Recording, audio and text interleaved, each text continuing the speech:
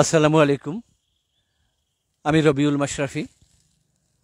আমার প্রায় 25 থেকে 30 বছর পর্যন্ত মনের ভিতর একটি ইচ্ছে ছিল মনু মিয়া এবং তার বউ মালকা বানু তাদের কবর দেখতে যাব,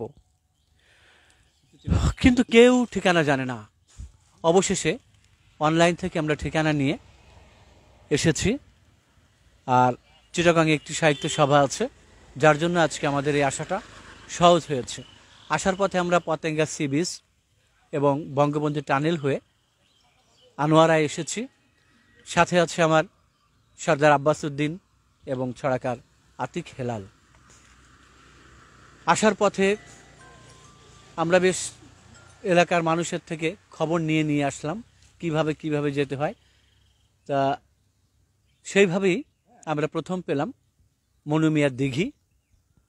এই দিঘিতে নিশ্চয়ই মনু মিয়া গোসল করতেন, অথবা মনু মিয়া তার লোকজন নিয়ে এখানে বসতেন। পুরনো জিনিস, পুরনো মানুষের চাল চলন বা তারা সহজে মানুষ চিনতে পারবে এরকম তার পরিচিতিটা আপনি একটু। হ্যাঁ, মনু মিয়া ছিলেন সম্রাট শাহজাহানের দ্বিতীয় পুত্র শাহজাদা সুজার সেনাপতি শেরমস্ত খাঁ। সেই সেনাপতি শেরমস্ত খাঁর ছেলে হচ্ছে জবরদস্ত খাঁ, ডাকনাম মনু মিয়া। মনু মিয়া চট্টগ্রামের জমিদারের বোনকে বিয়ে করেছিল, তো সেখানে কোনো সন্তান হয়নি। সন্তান না হওয়ায় তিনি আর একটা বিয়ে করেন, তার নাম হচ্ছে মালকা বানু। মালকা বানুর বাড়ি হচ্ছে বাঁশতলা সরল গ্রামে। দুঃখের বিষয়, মালকা বানুর গর্ভেও মনু মিয়ার কোনো সন্তান হয়নি। অবশেষে যখন মনু মিয়া মারা যাওয়ার পরে মালকা বানু তার বাবার বাড়িতে ফিরে আসে। এই হচ্ছে মনু মিয়ার দিঘি। তখনকার মানুষের জন্য এই দিঘিটা অনেক জরুরি ছিল, কারণ তখন এরকম ওয়াসার পানি ছিল না, মিষ্টি সুপেয় পানি ছিল না। এই দিঘি থেকে মানুষ পানি নিত, এখান থেকে নিয়ে গোসল করত। আমাদের সৌভাগ্য যে আমরা সবাই এখানে আসতে পেরেছি, এটা দেখতে পেরেছি।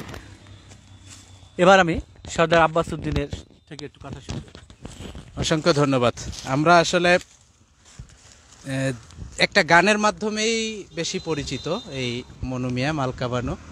বিয়ের একটা সুপরিচিত একটা গান আছে, গানটা যদি আপনি একটু। মালকা বানুর দেশে রে মনু মিয়ার বিয়ারে, মনু মিয়ার দেশে রে বিয়ার বাদ্যওয়ালা বাজে রে, এরকম আর কি।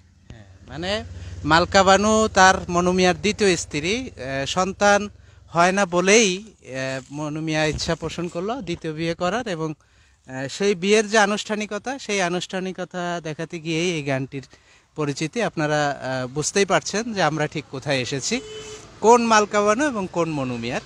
তার দিঘি এই যে আমরা এখানে আছে, পাশেই তার মসজিদ আছে, সেই মসজিদটাও আমরা দেখতে পাচ্ছি।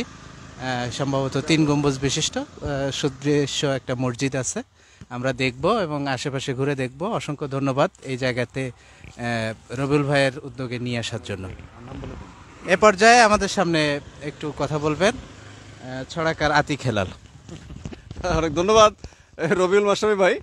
আসলে মূলত এটা স্বীকার করতেই হবে যে মূলত আপনার আগ্রহেই, এইটা আমাদের আগ্রহ তো ছিলই, কিন্তু আপনার যে দোর্দণ্ড এবং প্রচণ্ড তীব্র যে আগ্রহ ছিল, সেই কারণে এখানে আমরা আসতে পারলাম। এই জন্য শুকরিয়া আদায় করছি। আল্লাহ যে এত সুন্দর সৃষ্টি, এই যে পুকুর দেখুন এত সুন্দর লাগছে, এই যে এগুলো দেখা যায় না এই যুগে, এই যে নগর জীবনে, নাগরিক এই জীবনে এত সুন্দর।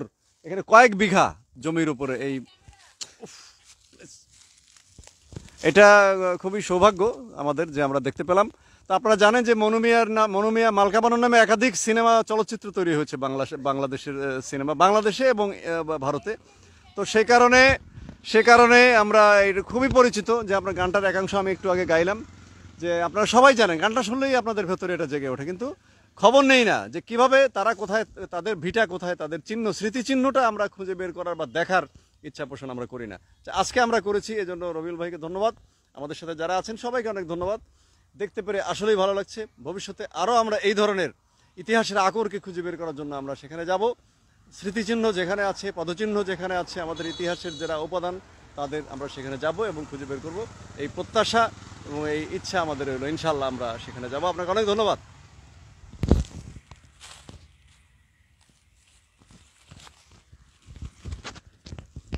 ওটা কিন্তু সম্ভবত মনুমিয়ার মসজিদ, একটু দেখান আতিক ভাই। ওটা হ্যাঁ, ওই যে সম্ভবত ওই যে, না আমি এদিকেই থাকি। আচ্ছা, তাহলে আমি আরও একটা কথা বলি, সেটা হচ্ছে আমার একটু বলতে ইচ্ছে করছে এই কারণে যে চট্টগ্রামের মানুষ, না চট্টগ্রামের মানুষ মনে হয় ইতিহাস ধরে রাখতে পারে না। চট্টগ্রামের কোনো মানুষের কাছে আমি জানতে পারলাম না যে মনু মিয়া এবং মালকা বানুর বাড়ি কোথায়। তার মানে কি, তারা তার পূর্বসূরিদের ইতিহাস জানে না, তাদের ইতিহাস এবং তাদের স্মৃতিটাকে ধরে রাখতে পারে না। আমরা সেই সুদূর ঢাকা থেকে এই মনু মিয়ার বাড়ি, মনু মিয়ার দিঘি, মনু মিয়ার মসজিদ, মালকা বানুর কবর, মনু মিয়ার কবর, মালকা বানুর মসজিদ দেখতে এসেছি। তাহলে আনোয়ারা থেকে বিদায় নিচ্ছি। ছড়াকার আতিক হেলাল, সর্দার আব্বাস উদ্দিন এবং আমি রবিউল মাশরাফি। আসসালামু আলাইকুম।